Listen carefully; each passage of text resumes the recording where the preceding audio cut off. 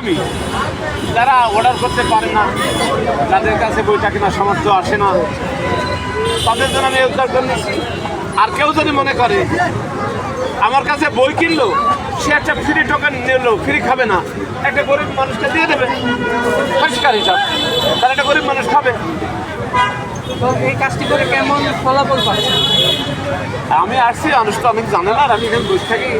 আমাকে না টোকেন নিয়ে আইসি, তখন এই ভাত খাওয়া দাওয়া করে আসি, সব তো আসে ক্ষুধার্ত, আসি সরাসরি ওখানে চলে যায়, খাওয়া দাওয়া করে আসি, তখন আমার বলে আমি খেয়ে ফেলেছি, কালকে নেবো, 12 দিন আসলে নেবো, একটা সেল নেবো। টোকেনটা একটু দেখান, টোকেনটা একটু দেখান, সবাই দেখতে চাচ্ছে। মিজান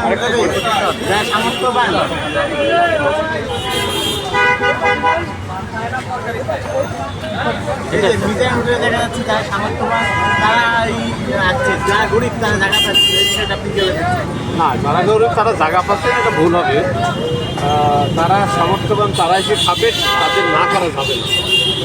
এনার গায়ে সুন্দর পোশাক আছে, সুন্দর প্যান্ট আছে, জুতা আছে, এনার পকেটে টাকা আছে কিনা কে খোঁজ নিয়েছেন?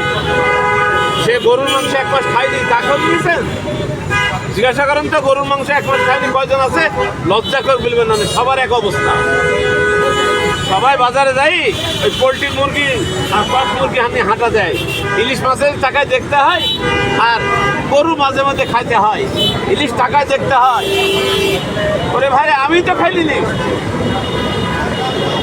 এবছরে বড় ইলিশ খাইছে, আমার এখনো মনে পড়ছে না। কিনতে গেলে কত? 2500, 3000। আবার আমার বাসায় অ্যালার্জি আছে, না অত দাম দিকে আনা যাবে না, দামও কমছে না, খাওয়া হচ্ছে। সবাই তো ফুলান নিয়ে আছে, বলবেন হ্যাঁ আমি সপ্তাহে 2 দিন গরুর মাংস খাই, সবাইকে চেনা আছে। মিজানের হোটেলে ভাত খেতে এসে অনেক মহিলারা বাইরে রয়ে যাচ্ছে, বা একটা এক পিসে থেকে 2 পিস কোনো মাংস নিলে একটা হীনমনস্কতা করছে, এই বিষয়ে আপনি কীভাবে দেখছেন? এটা থাকলে তো মনে পড়তেই হবে, কেন সে 2 পিস নেবে, সে কেন চুরি করবে? এটা তো একটা চোর, যে 1 পিসের কাছে 2 পিস নেবে, সে চোর। চোর খালি ওই জমি থেকে মূলা চুরি করলে চোর হয়? সে একটা কোম্পানিতে চাকরি করে, সে সরকারি চাকরি করে, সে ঘুষ নিয়ে একটা কাজ করতে, সে কি চোর না? সে তো আরও বড় চোর।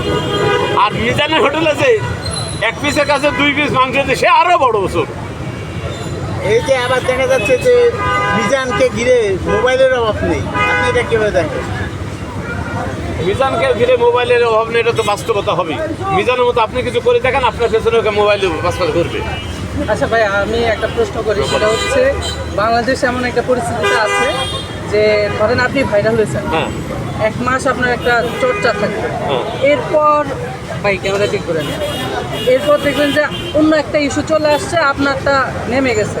তো মিজানের বিষয়টা, মিজান এখন চর্চায় আছে, 2 মাস পরে যে অন্য একটা ইস্যু আসলে মিজানের কি এরকম পপুলারিটি থাকবে বা বেচা কিনা কি এরকম হবে? এটা তো আল্লাহ জানে, বেচা কেনা হবে, হয়তো বাড়বে, কমবে, এটা খুব মিজানের কোয়ালিটির উপর নির্ভর করবে। আল্লাহ যদি চাই যে মিজানে এখানে 1000 না, প্রতিদিন 10,000 লোক খাবে, তাই হবে। এই যে এখন যাই দেখেন, অন্তত 50 জন মানুষ